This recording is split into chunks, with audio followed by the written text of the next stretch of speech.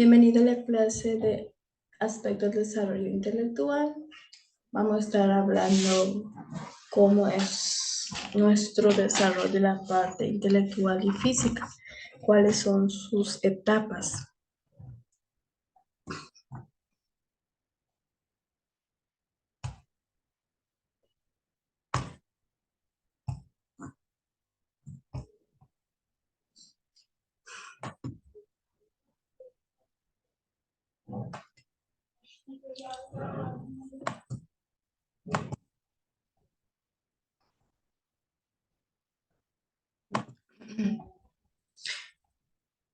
Primeramente vamos a estar viendo desarrollo cognitivo en la etapa preporcional de Piaget. Aunque Piaget hizo su observación del desarrollo intelectual del niño muchos antes de la reciente investigación sobre la memoria, el crecimiento del recuerdo es fundamental para su descripción del desarrollo. El proceso del pensamiento durante la primera infancia, cuando niños son capaces de recordar hechos y objetos, pueden empezar a formar y a usar conceptos, o sea, representaciones de cosas que no estén a su alrededor. Y la comunicación mejora a medida que se vuelven más hábiles para compartir su sistema, representaciones con los demás. Los niños entre los 3 y los 6 años están en la segunda etapa importante del desarrollo de Piaget, la etapa preporcional en los Estados Unidos y en otras culturas occidentales. Los niños, los niños entran en esta etapa aproximadamente a los 2 años, cuando abandonan la etapa sensorimotriz y avanza hacia la tercera etapa, la de la operación concreta, alrededor de los 6 o los 7 años, la edad de las cuales cada niño cambia su etapa a la siguiente pueden variar. Segunda etapa, ¿verdad? El niño no tiene recuerdos, memoria aún en los 3, 4 años, 5 años, por ejemplo. A partir de los 5 o 6 años, el niño ya memoriza algo que son muy importantes en su vida, como por ejemplo un cumpleaños, eh, haber una muerte de alguien importante, eso ya se queda en nuestra mente si recordamos. Ahora se pueden poner a recordar y piensen desde qué etapa empiezan a recordar y pueden recordar algo de entre los 5 o 6 años, que son cosas muy valiosas para nosotros. El pensamiento es la sexta y última subetapa del periodo sensoriomotor. Cuando los niños empieza a caminar, comienza a gatear ideas, a resolver problemas o a través de representaciones mentales que hayan limitadas cosas físicamente presente. La etapa proporcional siente la base. Para el pensamiento lógico, los niños pueden pensar ahora en los objetos, en la gente o en los acontecimientos en ausencia de ellos, aunque no pueden manipular todavía estas presentaciones a través de la lógica. La segunda habilidad es que distingue la etapa de la operación concreta. La etapa preporcional es un paso significativo más allá del periodo sensoriomotor, debido a que los niños pueden aprender no solamente al sentir y al hacer, sino también al pensar. Se piensa, por ejemplo, ven dibujitos o ven, ¿verdad? Se fue a un lugar que le gustó mucho, un bosque o a un parque, y viene en su casa a representar, ¿verdad? Que ese es tal cosa, que ese es, ¿verdad?, una hamaca, hacer, ¿verdad?, imaginatoriamente las cosas, y a través de eso puede también aprender a través de, nos dice, de las invitaciones de cosas. Y eso a través de qué hace la invitación, a través del pensamiento.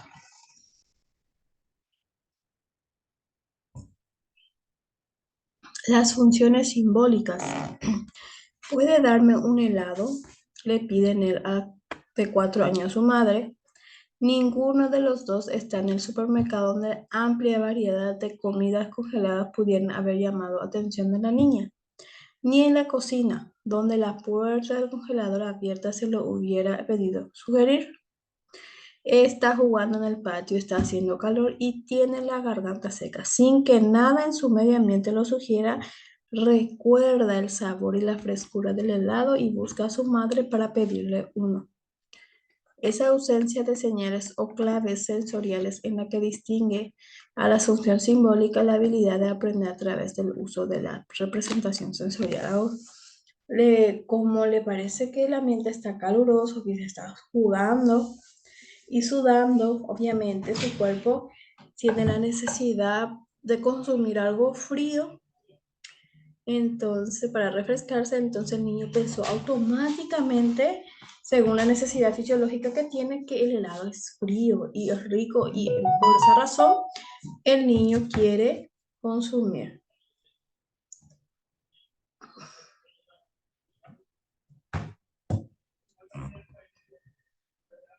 Símbolos y señales. Piaget pensó que si no hay señales o claves sensoriales, debe haber señales mentales que pueden ser símbolos o señales. Un símbolo es una representación mental idiosincrática personal de una experiencia sensorial. Por ejemplo, escuchamos que pasan las motos y escuchando, yo no lo veo y sé automáticamente en mi cerebro que es una moto. Olemos, no sé, cocido quemado, por ejemplo. Yo no veo que nadie hace cocido o hace un rico asado o algo, ¿verdad? Pero al oler, yo lo identifico a través de mi memoria. ¿Cómo eso? A través de mi memoria, yo supe que es asado porque anteriormente he visto que se hizo el asado y he olido el asado y se quedó ese olor en mi memoria. He visto la moto y he escuchado su sonido y se quedó en mi memoria. Entonces, a escucharlo, a olerlo, automáticamente mi cerebro recuerda a qué cosa pertenece. A eso se llamaba símbolos y señales. El símbolo en Enel de un cono de helado, por ejemplo, incluye la sensación propia que ella recuerda a la frialdad, el sabor, la textura y la apariencia. Una señal como una palabra, un número, es más abstracta. No necesita tener ninguna connotación sensorial. Las señales son convencionales más que idiosincráticas, es decir, son representaciones convenidas socialmente. Por tanto, no debe sorprendernos que los niños al principio piensan casi enteramente en símbolos.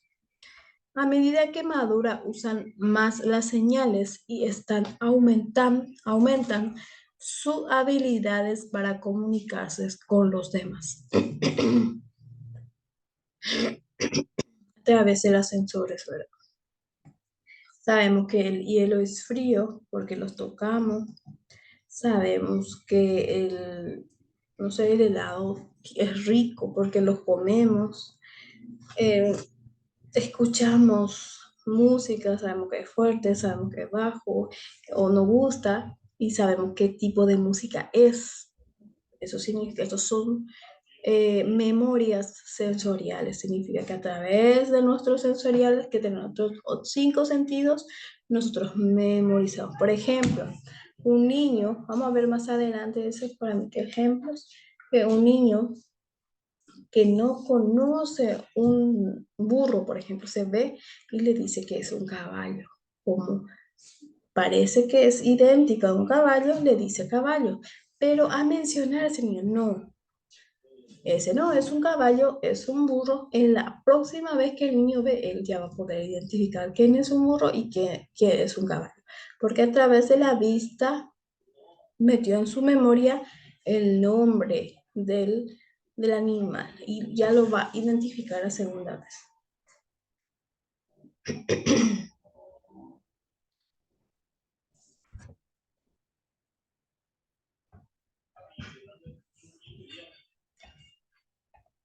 Bueno, en la terminología de Piaget, tanto los símbolos como las señales se llaman significante y significados. Son las que ellos representan para un niño en particular la comprensión por parte del niño de los objetos y hechos reales que los símbolos y las señales representan es la que da estos significantes. Su significado, por ejemplo, un cono de helado puede significar una cosa para Neil y otra diferente para Peter, que nunca lo ha probado. Por ejemplo, si le llevas a un niño a le muestra un helado, ese niño lo conoce y otro niño que nunca lo probó no va a entender qué significa, ¿verdad? O qué rico es, o que es frío. Entonces, primero que se hace, primero se identifica el objeto y después lo guardamos en la memoria y la segunda vez ya lo conocemos. Usos de las funciones simbólicas. Los niños hacen gala de la relación simbólica usando la imitación diferida. El juego simbólico y el lenguaje, la imitación diferida es la imitación de una acción observada después de que ha pasado un tiempo. David de 3 años ve afeitar a su padre cuando va al preescolar, se va a la zona de lavandería y empieza a afeitarse de acuerdo con Piet. Por ejemplo, un niño invita al trabajo de papá. Se pone su corbata, su traje. Mamá invita a mamá que está cocinando, que está limpiando. Bebé empieza a agarrar la escoba, empieza a hacer ver a lo que mamá hace. O si encuentra un lápiz labial, se pone ese lápiz labial. ¿Por qué? Porque para ella es como imitar a mamá. Entonces, pues muy importante es los ejemplos para el niño. No solamente la parte visual, sino también la parte de hablar. Todo lo que nosotros decimos, hacemos, el niño hace y dice porque ellos imitan lo que nosotros hacemos. ¿Qué sucede? Algunas veces las personas, los niños dicen algo y te sorprende. ¿Dónde escuchó algo? Pero esa palabra escuchó de alguien, de algún familiar, de mamá, de papá. Mamá y papá no se dan cuenta, pero el niño, aunque parezca que esté jugando y distraído, ello escucha lo que decimos, escucha, observa y memoriza a la vez. Entonces, tener cuidado siempre en la hora de estar en la presencia de un niño. Porque puede tener también algunas veces nosotras personas adultas salimos de control o decimos cosas inadecuadas o hacemos cosas inadecuadas y los niños también lo deben hacer, que no debe hacer, así que debemos de tener siempre en cuenta eso. David vio la afeitada, se formó y almacenó un símbolo mental de ella, probablemente una imagen mental y más tarde, cuando ya no pudo verla, reprodujo la conducta enfocada, el símbolo almacenado. En el juego simbólico, los niños hacen que su objeto representen, que su juego representen. Bueno, un rato. David vio afeitar y se formó y almacenó un símbolo almacenando el juego simbólico. Los niños hacen que un objeto, a ver un poco,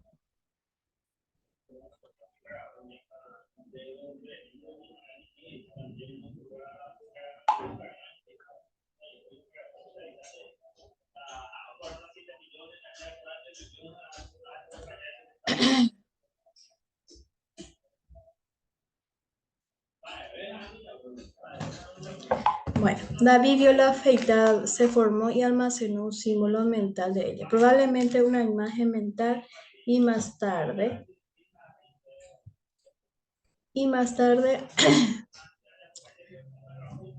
a ver, David vio la afeitada, se formó y almacenó un símbolo mental de ella, como nosotros estábamos hablando. Entonces, ¿qué hizo? Por ejemplo, el jugar a la casa hace que una muñeca represente a un niño, la usan como un símbolo. La hija de Piaget, Jacqueline, hizo gala de un juego simbólico cuando se recostó en un pedazo de tela que le recordaba a su almohada, chupándose el dedo y parpadeando como si estuviera cerrado los ojos para dormir, pero riéndose todo el tiempo. Todos son simbólicos, los juegos son simbólicos. eh, el juego no es juego simplemente para el niño, es una etapa de aprendizaje y además es algo que simbólicamente demuestra lo que está aprendiendo el niño a ser mamá, a afeitarse, a jugar con el empleo de papá, a jugar el empleo de mamá. Son símbolos de, a través del símbolo de expresión, el niño aprende. Logros del pensamiento proporcional a través del uso de símbolos basados en el recuerdo. Entonces los niños en la etapa proporcional piensan en forma nueva y creadora. Aunque su pensamiento no es todavía totalmente lógico, sí muestra lo que Flavel llama una lógica parcial o semilógica. Veamos, uno piensa un niño en ese nivel, el nivel semilógico de pensamiento, comprensión de las funciones. En forma general, el niño en la etapa proporcional entiende las relaciones funcionales básicas entre las cosas y los hechos a su alrededor. Por ejemplo, Heidi sabe que cuando tira la cuerda de la cortina, esta se abre. También sabe que cuando baja el interruptor de la luz en la pared se apaga la luz de techo, aunque todavía no entiende que a una acción causa la otra, sí percibe conexión entre los dos. El niño no tiene todavía la comprensión lógica que a cerrar, por ejemplo, la llave de la luz se apaga porque la electricidad no pasa, pero tiene el conocimiento de que si aprieto esto, se va a apagar la luz, ¿entienden? No tiene la función lógica, pero entiende la acción. Cuando algo hace, va a suceder. Comprensión de identidad. Philip, de 5 años, entiende ahora que ciertas cosas siguen siendo la misma, aunque cambie de forma, tamaño, apariencia. Por ejemplo, el día en que Pumpkin, su gato, se perdió, Philip surgió. Quizá Pumpkin se puso un vestido de oso y se fue a la casa de otra persona para ser un oso mascota.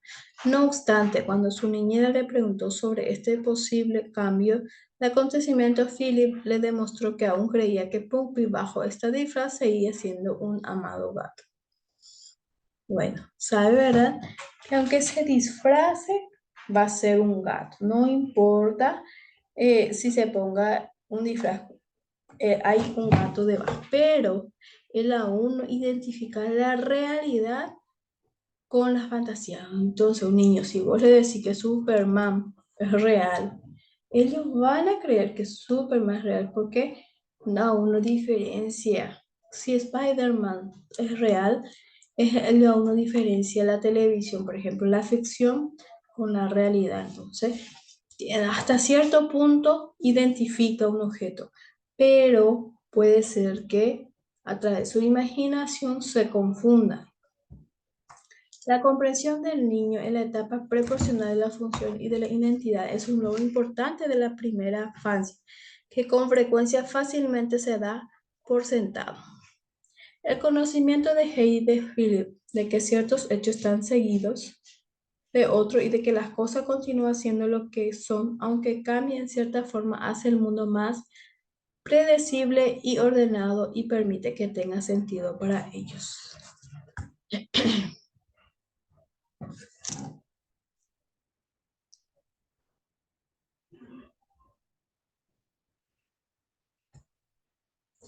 Limitación de pensamiento preoperacional.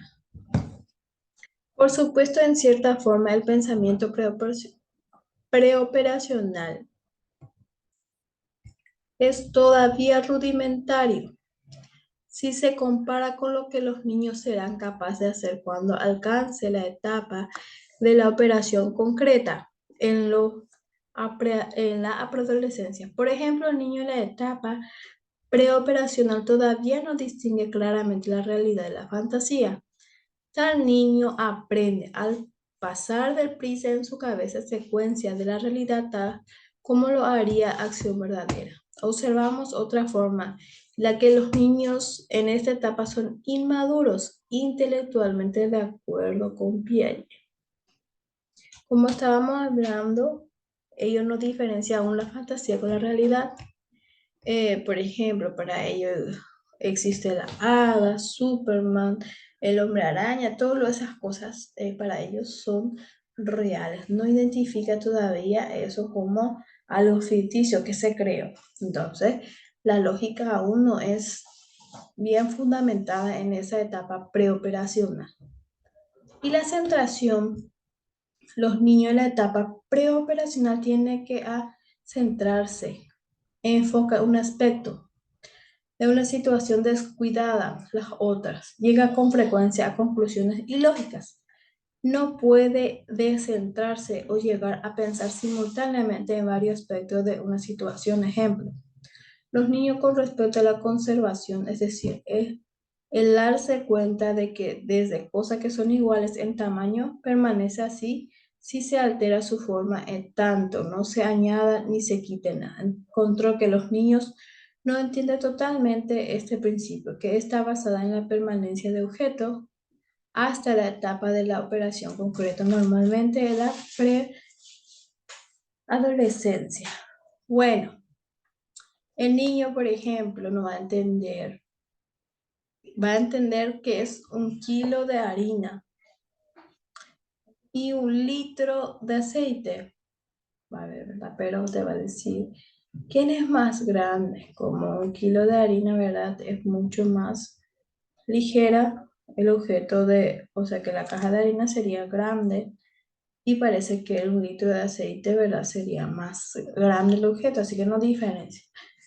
1 kilo de harina con 1 kilo de azúcar, por ejemplo. El azúcar es mucho más pesado y la harina más liviano, pero él no va a identificar que los dos tienen 1 kilo, aunque uno sea más chiquito y el otro sea más grande. Para ellos, que uno va a ser chiquito siempre y el otro va a ser más grande, no importa, aunque los dos tengan el mismo volumen, no va a identificar la diferencia de tamaño del porqué.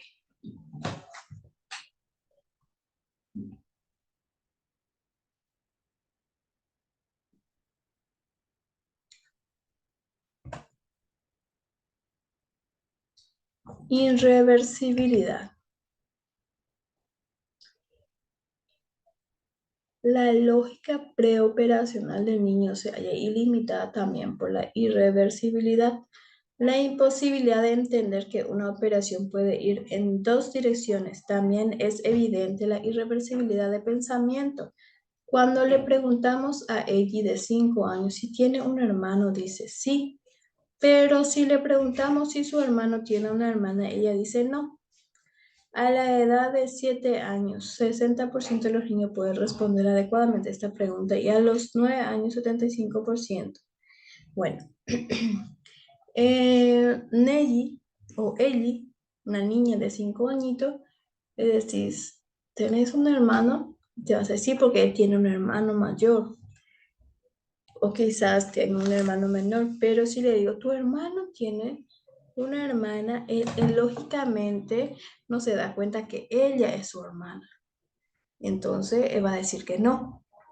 ¿Por qué? Porque no puede razonar aún esa diferencia. ¿Por qué? Porque no es, todavía tiene todavía desarrollado la parte lógica del cerebro. Pero a partir de los 7 nos dice que la mayor parte, no todos los niños también, solo el 60% de los niños te va a decir que sí, porque se va a identificar como su hermano, como su hermana. Eso sería la irreversibilidad, ¿entiendes? Que cada uno tenemos nuestra etapa, nos damos cuenta de algo y algunos no. Algunos lo lógico lo desarrollan mucho más tarde y otro más rápido también. Pero siempre tiene una etapa. Egocentrismo. En los 4 años, Lisa ve el océano por primera vez, llena de admiración respetuosa por el constante golpeo de las olas. Se voltea se voltea hacia su padre, debería decir, y le pregunta, ¿cuándo para? No. No para de responder. Ni cuando estamos dormidos, le pregunta Alice incrédulamente. Su pensamiento es tan egocéntrico, tan centrado en sí misma como centro del universo que no puede considerar que nada, ni siquiera el poderoso océano tenga vida por sí mismo cuando ella no está allí para verlo. El egocentrismo es la incapacidad de ver las cosas desde el punto de vista de otra persona. Un experimento clásico de Piaget conocido como la teoría de la montaña ilustrada este tipo de pensamiento para Piaget. El egocentrismo no es egoísmo, sino comprensión centrada en sí mismo y el fundamental para el pensamiento limitado de los niños pequeños. El egocentrismo es una forma de centración. Este niño está tan centrado en su propio punto de vista que no puede considerarlos de los otros al mismo tiempo. Los niños de 3 años no son tan egocéntricos como los recién nacidos, que no pueden distinguir entre el universo y su propio cuerpo, pero todavía creen que el universo se centra en ellos. El egocentrismo es cuando una persona, o sea, hablamos de niños chiquitos de 3, 4 años que creen que el universo está para él mismo, que mamá, papá está en su disposición, que todo el mundo está en su disposición, que la naturaleza misma está en su disposición, como por ejemplo acá la nena le pregunta a papá si las olas del océano funciona igual cuando está dormida, porque para ella que solamente él se mueve para demostrarse a ella, ¿entiendan? Entonces el egocentrismo del niño es todo el universo es solamente para sí mismo, trabaja para satisfacer sus necesidades.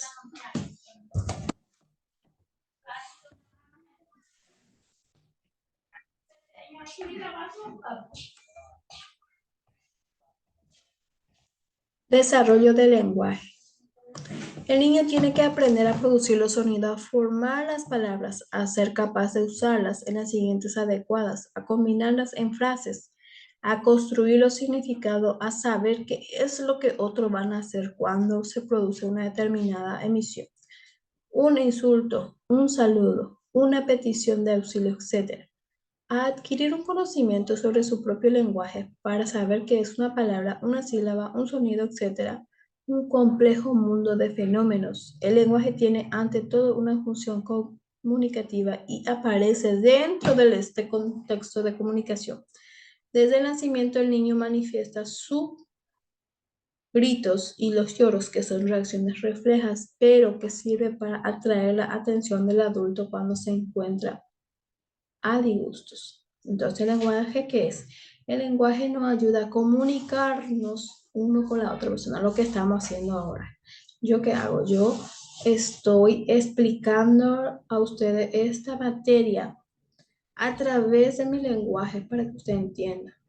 Entonces, el niño empieza, por ejemplo, decir mamá significa que es la persona que le trajo al mundo, la persona que está a su disposición. Entonces el niño lo primero que dice es esa palabra, mamá. Y sabe quién es mamá y sabe cuándo decir no y que sí. Son palabras que primeramente empieza a desarrollar.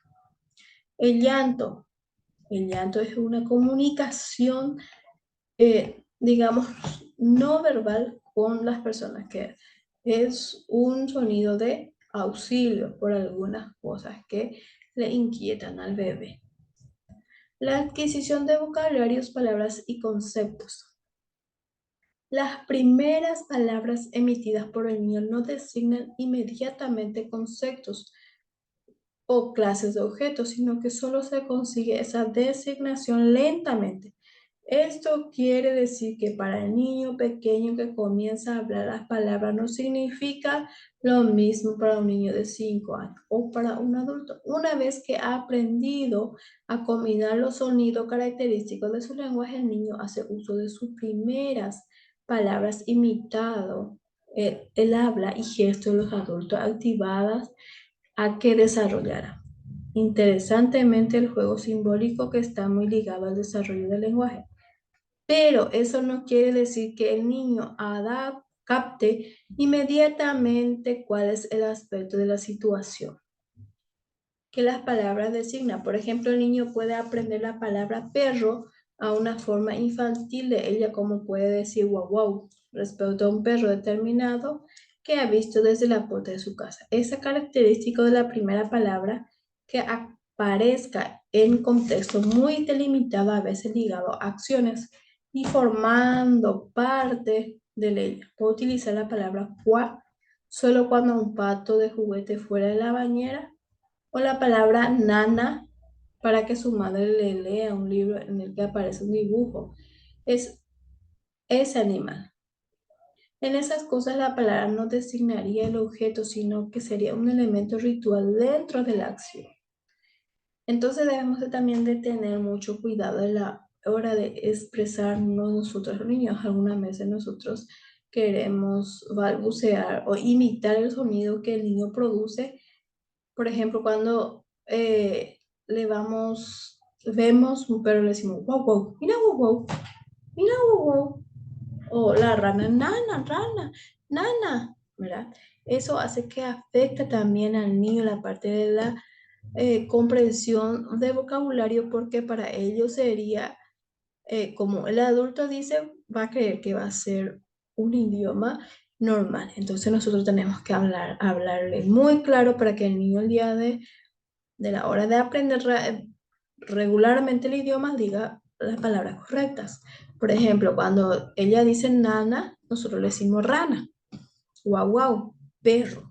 Entonces, el niño analiza esa situación y trata de imitar lo que nosotros hacemos.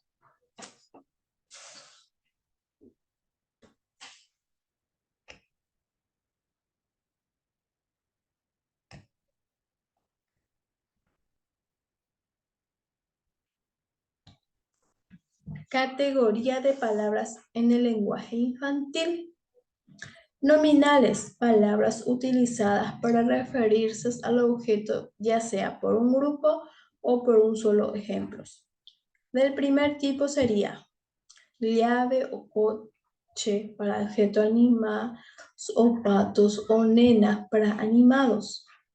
El segundo tipo incluye los nombres propios, pero no solo ellos. Papá Tai, el nombre del perro familiar, niña, una muñeca concreta.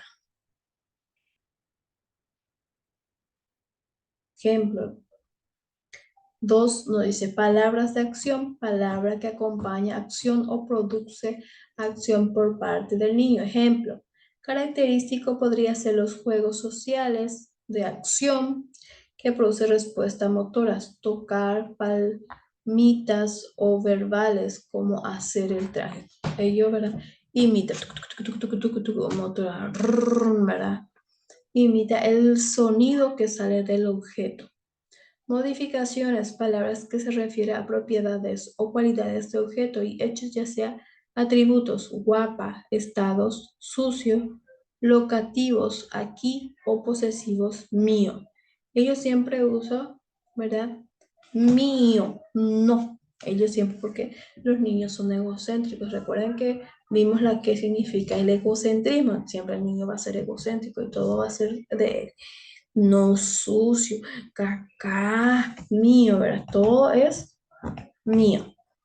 Bueno, modificaciones, palabras que se refieren a propiedades o cualidades de objetos, hechos, ya sea atributos, perdón, guapa, estado, sucio, localizado, el locativo aquí y posesivo mío. Todo lo que es mío, ¿verdad?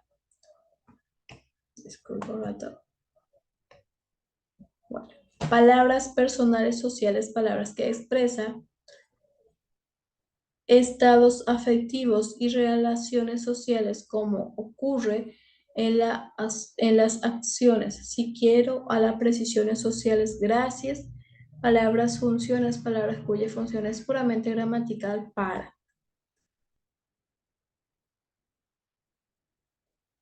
Las primeras combinaciones de palabras. La primera palabra que el niño utiliza designa mucho más que objetos.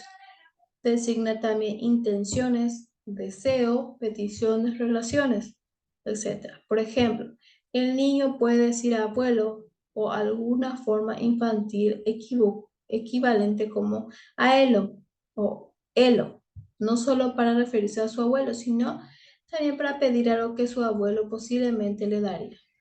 Pero aunque sea primeras palabras, puede expresar muchas cosas. Sin embargo, su capacidad de designación es todavía relativamente limitada. El niño necesita pronto combinación palabras para desarrollar sus capacidades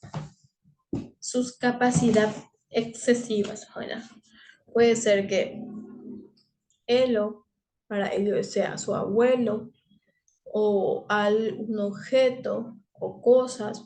No siempre una palabra es una cosa, siempre algunas veces se refiere a otras cosas.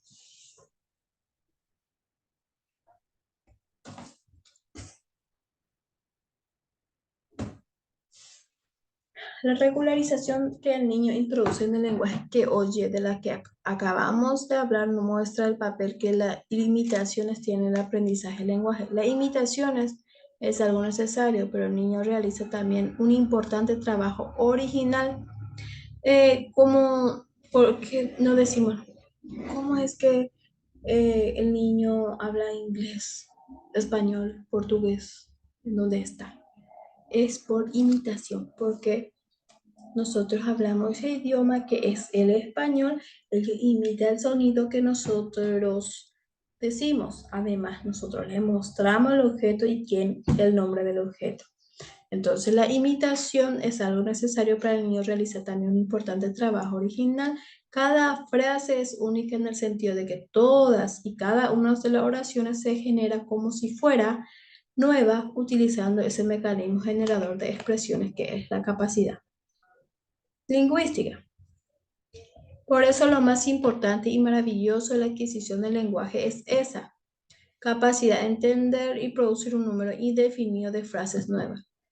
Chomsky, el gran lingüística americana que revoluciona la lingüística al final del año 50 y que defiende el carácter innato del lenguaje en el hombre, utiliza como uno de sus argumentos para esta defensa el hecho de que los niños reciben un lenguaje muy fragmentario e incompleto de los adultos. Sin embargo, forma como esos elementos una regla del lenguaje que son totalmente correctas. Sin embargo, la investigación reciente ha demostrado que esto no es exactamente así y que el niño no llega al lenguaje por un simple despliegue de potencialidades innatas, sino también tiene que construir las reglas que rigen la formación de expresión lingüística a partir de un material incompleto, desordenada, incluso poco coherente, sino que, por ejemplo, contrario, en los adultos contribuye de una forma muy eficaz al aprendizaje del lenguaje por el niño. Entonces, ¿qué hace?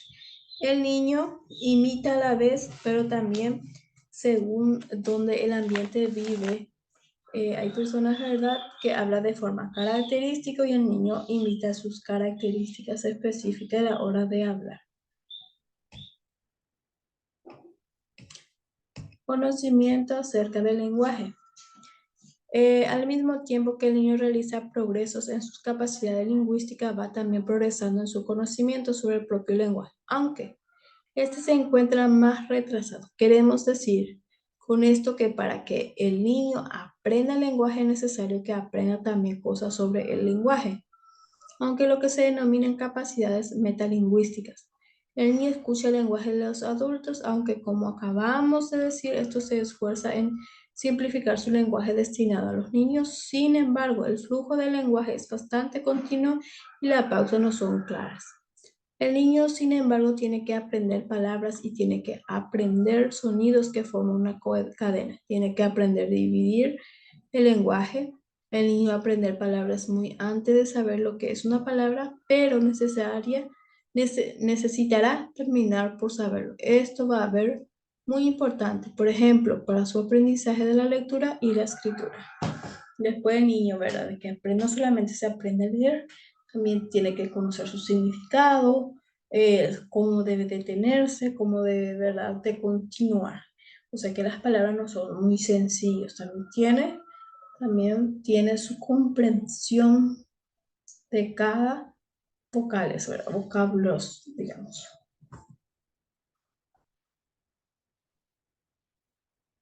Bueno,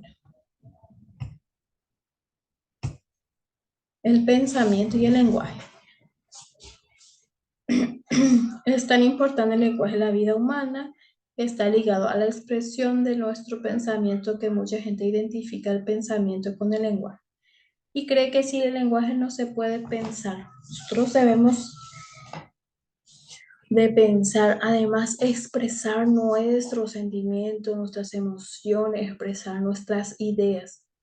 Y para eso sí tenemos muy vagas, digamos, conocimientos de las palabras, eh, conocimientos de los significados, o no vamos a tener, ¿verdad?, una riqueza en nuestra expresión. Así que debemos de conocer las palabras, hacer que el niño, ¿verdad?, conozca. La lectura, por ejemplo, es muy importante para el conocimiento de muchas palabras y para que el niño tenga riqueza de expresión.